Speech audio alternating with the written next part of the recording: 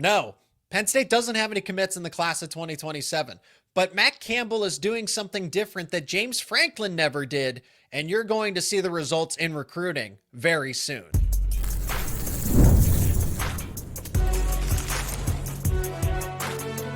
You are Locked On College Crossover, part of the Locked On Podcast Network.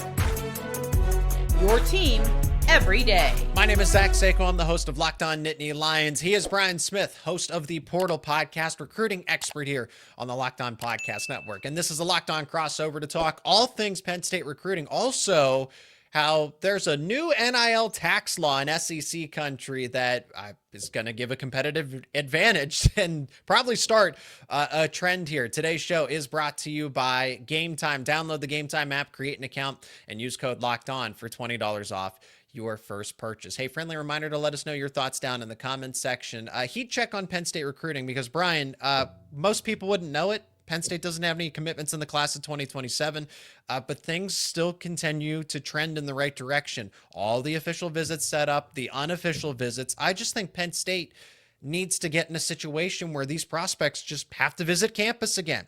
But Matt Campbell is setting up the foundation and the building blocks for when they finally start getting commitments, this will be a true recruiting wave for the Nittany Lions. That's exactly how you do it. You make sure you recruit the kids that fit you, your program, and the long-term opportunities for Penn State. They've got Midwest ties. Obviously, the East is kind of natural. They're blending the two. They even got a few West Coast kids looking at Penn State. One, a defensive lineman from California is supposed to visit. Like, this is good news overall. Once we get into the latter stages of March, I imagine there'll be a few commits, and then it'll take care of itself from there and look for most of their commits to happen in June and early July. Well, and you have, the recruiting industry and yourself. We're going to talk about a prospect like Peter Bourque as well. As Penn State trending in the right direction for one of the top quarterbacks in this class? Because they're still right there in the mix. You feel pretty confident about Penn State's chances, not guaranteeing them. We'll get to that later.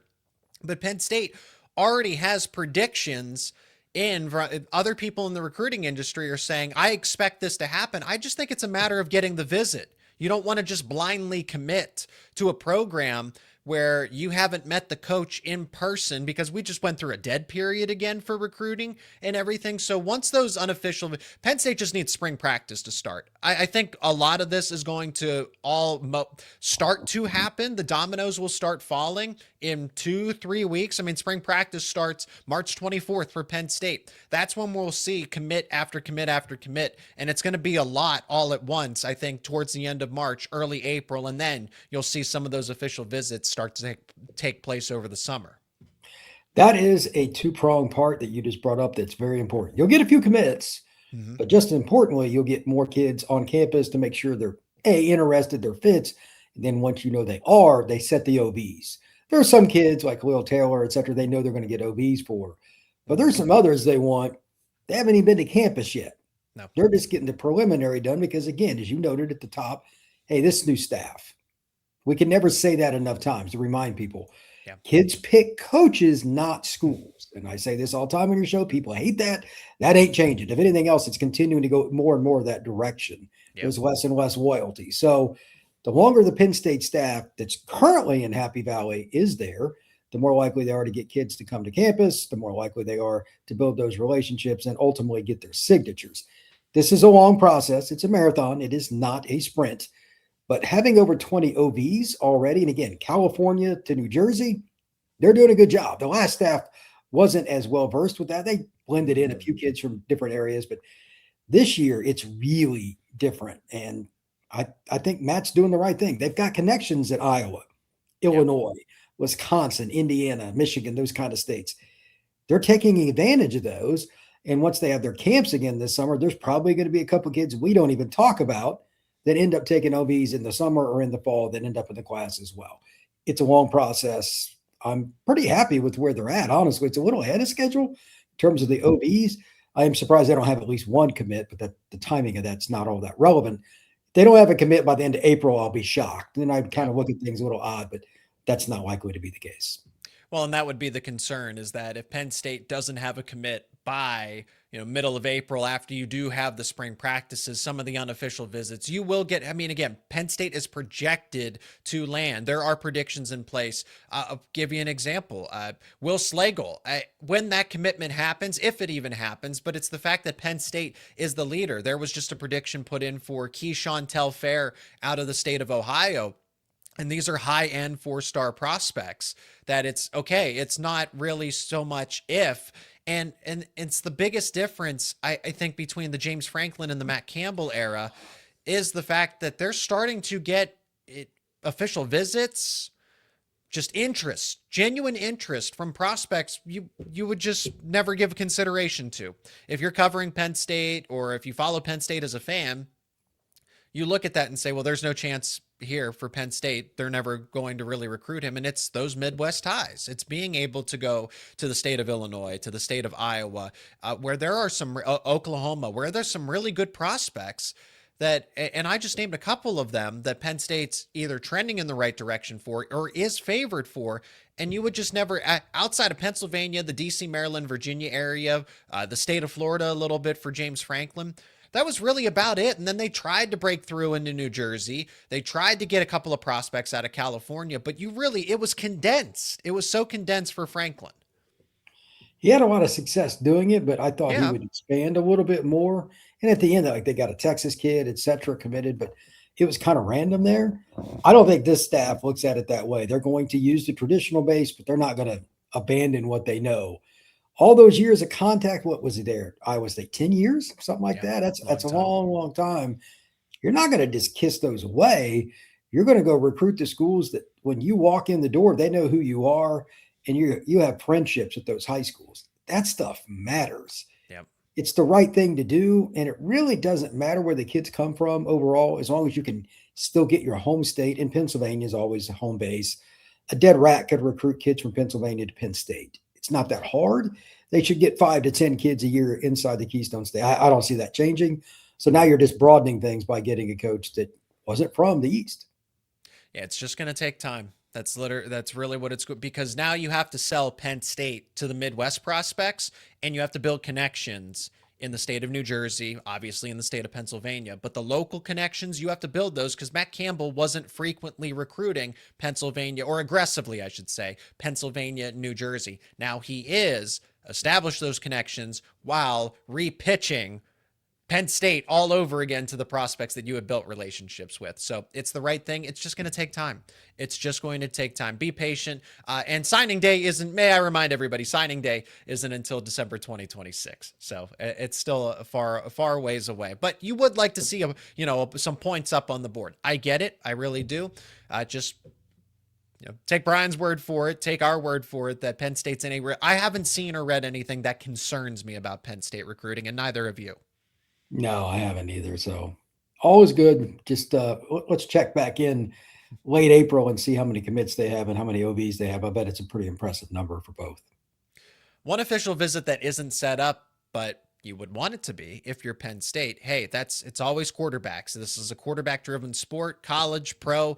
Peter Bourque, decommitted from Michigan. He was considering Penn State strongly before Matt Campbell. Now he's considering Penn State again. And Brian, you like what you've heard on the recruiting front with the recruiting intel about Bourque and where he's ultimately going to land. We're going to talk about Bourque and other quarterback recruits coming up next here on this Locked On Crossover. I'm Clea Butler, host of Locked On Women's Basketball, and this is Mazda's Women's Basketball Snapshot, celebrating the work no highlight reel can ever capture. Number 1 ranked UConn dominated St. John's 85-49 on Sunday at Madison Square Garden, extending its winning streak to 47 games. The Huskies capped a perfect 31-0 regular season, including 20-0 in the Big East. UConn is winning by nearly 38 points per game, the third largest average margin in Division I history. Since 1999 to 2000, UConn has 9 undefeated regular seasons, as many as all other programs combined, and has turned 6 of those into national championships. These moments are earned off the clock, those long before the lights ever come on. The sweat, the fakes, the doubt, the scrapes, and coming back for more every time. Mazda puts that same drive into every detail. Wins define the moment, putting in the work, that defines you. There's more to a Mazda because there's more to you. Did you know you can get both Locked On Nittany Lions and the Portal podcast ad-free if you become a member of the all-new Everydayer Club? Plus, you will get access to a members-only Discord to talk all things recruiting, all things Portal, and Penn State. You can find links down in the show notes to learn more. Peter Bourque is one of the top QBs out of the Northeast, a top 10 quarterback in the class of 2027. Doesn't have an official visit set up, so that's what we're talking about for Penn State is, hey, well, they might not have a commitment, but at least look at all these players that are interested. So still waiting on Bourque to set that official visit or kind of make a move or give an idea of where he's going to go. I mean, Georgia's in the mix, right? I think Miami's going to be in the mix. Michigan, since he was committed there, I know it's a new coaching staff, but they're not just going to let a top 10 quarterback go away like that. I think they just need to reestablish that connection there. But you're hearing interesting intel that gives Penn State a stronger chance than maybe most believe. Yeah, I spoke with Peter directly at the, oh, well, there you go. Direct from the source. at the Sevens tournament in Atlanta this past weekend. And great guy, very blunt. Just A to B. He's not going to go to Michigan. I can assure you that. Penn State, Virginia Tech, and Georgia are the three to watch right now, and it's still early. But he has a good relationship with Matt Campbell. He's got a good relationship with a former head coach at Penn State down in Virginia Tech, and he's learning about Georgia. Georgia recruits. It's very hard to understand them. They don't really push for kids until the end. It's one of the oddest programs, so just keep them on the back burner. Right now, I think it's Tech or Penn State. Take your pick. And I don't think Peter really knows, but he was very candid that he liked both head coaches a lot. And that I asked him about Campbell. I said, what's he like? I've never met him. I've covered a press conference, but he said he was a really good guy and very down to earth. Everything he said was, was very honest. And he just seemed very positive about Penn State and similar with Virginia Tech, some of the staff there because they were recruiting him when they were at Penn State. So this could be a battle that goes into the summer months, but those are the three: Virginia Tech, Penn State, and Georgia right now. Whoa. I think, and right now it seems more like a head-to-head battle between Penn State and Virginia Tech. How does Matt Campbell close the gap there? Because like you said, players don't commit to coaches they don't commit to schools, they commit to coaches. Yeah. And Danny O'Brien's the QB's coach there at Virginia Tech. James Franklin's obviously the head coach, but position coaches of course really matter in this instance because that's who you're working with. So don't just think that the relationships stop at Franklin and Campbell. It's Jake Waters has to make a statement here as Penn State's quarterback's coach. And Danny O'Brien has that leg up since once upon a time, it was, you were considering Penn State, but it was also for Bourque, you were considering the opportunity to work with James Franklin and Danny O'Brien, and they're just now, they're there at Virginia Tech. And now him being from the Northeast, him being from Massachusetts, it's Virginia Tech's not too far away, but it's still in terms of when we're talking proximity, Penn State, I guess, has the advantage there. So how can Matt Campbell close the gap? Build a better relationship? I mean, that's the biggest thing, but I think it'll be comfort with what they're going to do. The spring visit, I didn't even ask Peter because it's just obvious that it'll happen. Mm-hmm. He'll need to go to a practice. I said, my advice to you is to speak with Rocco. I know him. He'll tell you what's going on at Penn State. He's a direct guy. And he goes, okay. And then I'm sure that's what he'll do because why wouldn't you talk to the starting quarterback? Yeah. That'll be an important part of it. Getting to know the people in the back office, getting to see the town during a college football weekend. Like Penn State's one of the few schools when they have a spring game, there's actually people there. Like it's a big deal. Yep. People will come in from Connecticut and Ohio and all over the place to go back to their alma mater. And that'll be important to let him see. I imagine he'll be at that spring game, I assume. Mm-hmm. And that's where he'll kind of know, hey, definitely going to take the OB, et cetera. It'll take care of itself. And he'll probably do the same thing for Virginia Tech. Not sure if they have the same weekend. That would be the only conundrum if they both have the same weekend for their spring game.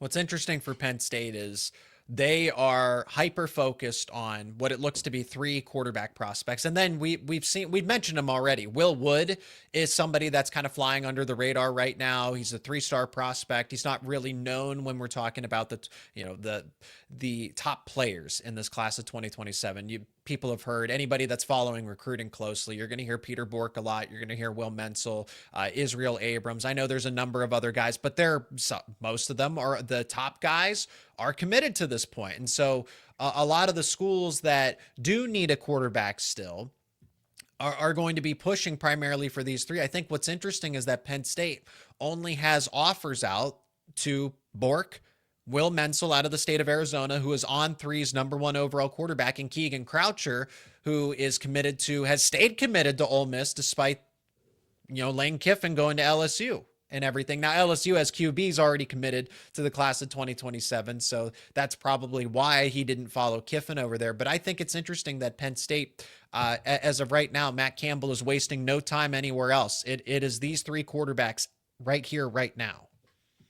Yeah, and if you've narrowed it down already, I think that's pretty good. That means you've done your intel, you've done your ability to get to know some of the kids a little bit earlier than some other schools. Mm-hmm. Penn State's in a pretty good spot.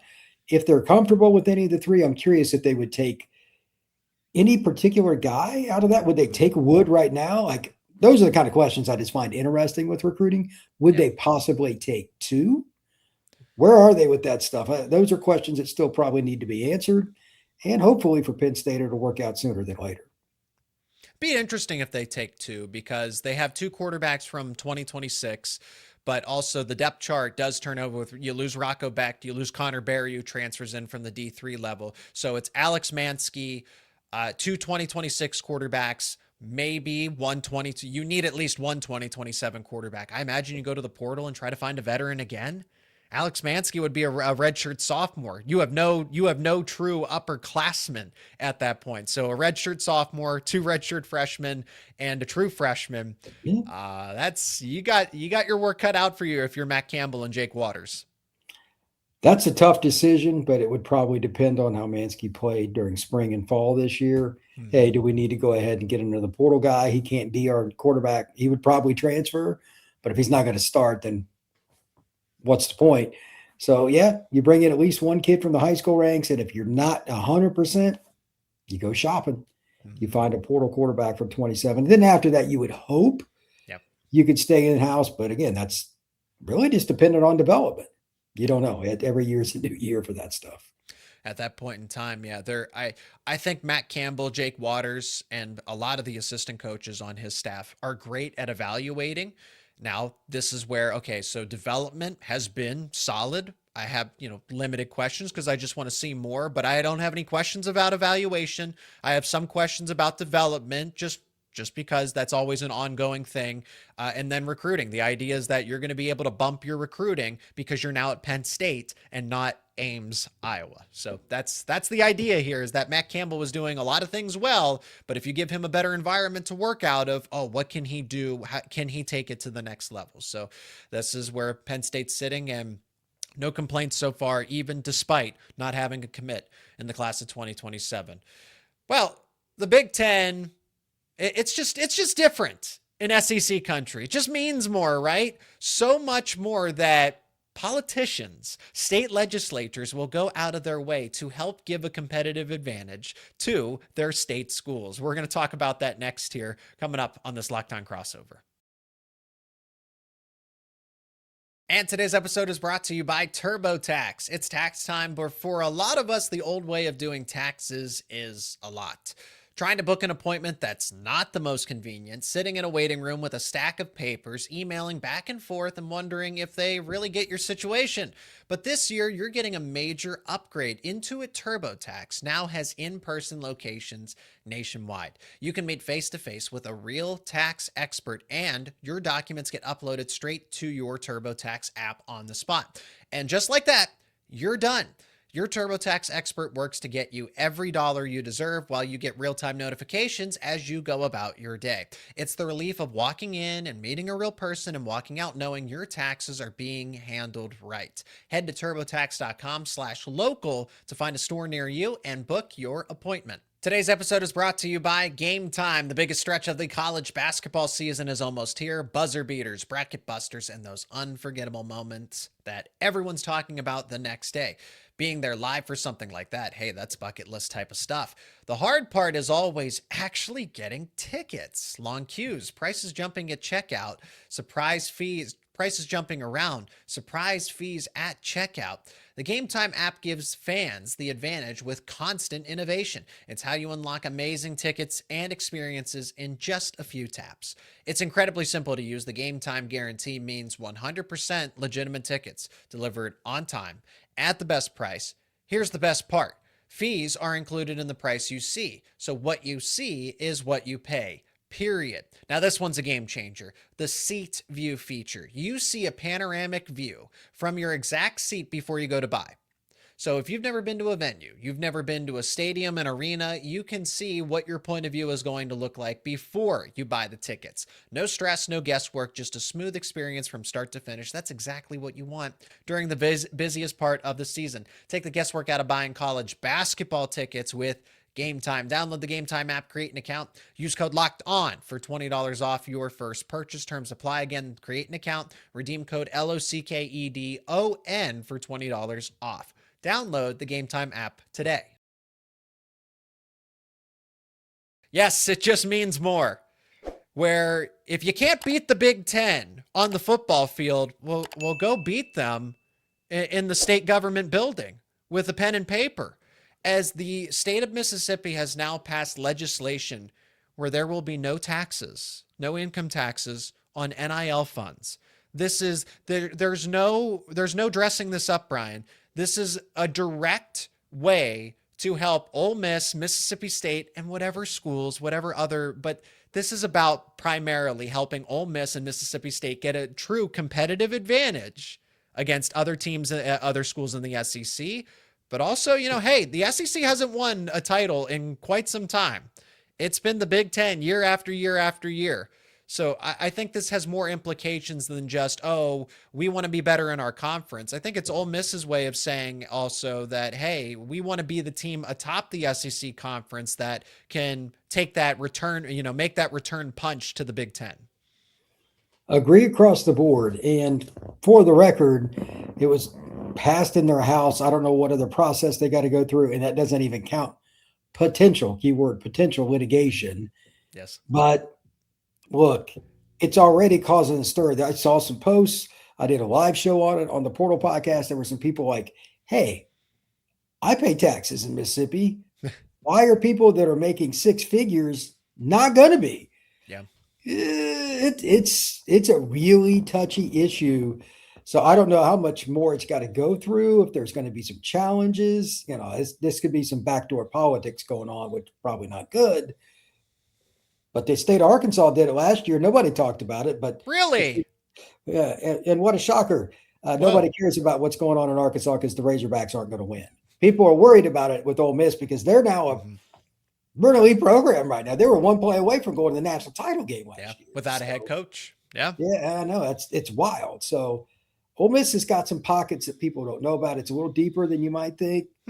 Giving those kids a little bit less of an opportunity to lead the state because, hey, like, why would you go there? You're going to save $100,000 a year by coming here. Yep. I mean, that's a big pitch. So I get it. Now my question is, Zach, what other states follow through? Who's next? Who's next? Who do you think is next? It's a very logical choice based on it being Mississippi. That's the latest. Who's next? Alabama. I live in Alabama. This state and NIL get along about like cats and dogs. But well, I would say naturally Texas. I would have figured Texas. Well, there are no income state tax there anyway. So they're already there. There we go. Louisiana and LSU, because of the rivalry with the whole Kiffin thing. Of course. I would be shocked if the governor, who's under heat under how the whole thing changed with Kiffin. Oh, yeah. If he didn't try to help the flagship institution, and there's several other schools there, Southern and Nichols and all these other schools, there's an opportunity there. Do not be surprised. It may not be directly this, but in some way, shape, or form, find a loophole. That state's a very odd one politically anyway, but that's a possibility. And I'm sure the other SEC states that don't have this, like Tennessee's a state with no income tax, and so is Florida, so they're already good. What about Georgia, Alabama, South Carolina, Kentucky? Yeah. They're all like, you're putting those guys under pressure. It's such a fascinating topic, and I don't like it, but it is interesting in a gross kind of way. It's intelligent. And you bring up LSU. Hey, they dubbed themselves NILSU when this all started back in 2021. So I fully expect that should have been my first guess, especially with the way that Brian, here's what I find so interesting is that state politicians go out of their way to try to help football programs with it. They go out of their way. This wasn't accidental. This isn't by proxy. This is directly away, and they're not shying away from it to help Mississippi State and Ole Miss. And the exact same thing would be done in the state of Louisiana. It would be directly to help LSU sports, football, basketball, athletics overall. Where would you see this across the Big Ten? If you would at all, would Pennsylvania go out of its way to do this? Would Michigan go out of its way? Indiana, Ohio? I think Oregon? Ohio possible. Indiana is probably the most likely. You got 2 Big Ten schools plus Notre Dame that are competing. That's 3. Mm-hmm. So that's a possibility. Ohio's got some weird rules with 7-on-7 in high school football, but the Buckeyes are a really big deal, and they got a bunch of those MAC schools. Yeah. I could see it. Okay. Some of these other states, they're more in the middle on the whole Republican Democrat, like especially Wisconsin and Michigan. Yeah. I have no idea what's going on with either that. That's really touchy. They probably don't want to even talk about it because they're afraid of getting voted out. Illinois, I highly doubt it as high as their taxes are. So it's anybody's guess though. Maybe Iowa. I could see Iowa that way. It's a pretty conservative state. That's possible. But whoever does it next, that just puts pressure on your neighbor. Because if you have an edge and you recruit against them, man, that's going to tick off your boosters. Why are we losing these kids? We got to do something. The phone calls start taking place in the state legislature. And again, pick whichever state, Wisconsin or Michigan or whatever, if your rival state does it. Like Ohio does it. You don't think the people in Michigan are under pressure? Oh, my God. Yeah. that is their worst nightmare. So, yeah, that's probably coming in a lot of different places, the South and the North. Well, and that's my point is that we kind of assume that SEC country will immediately follow and that the politicians are going to try to go out of their way.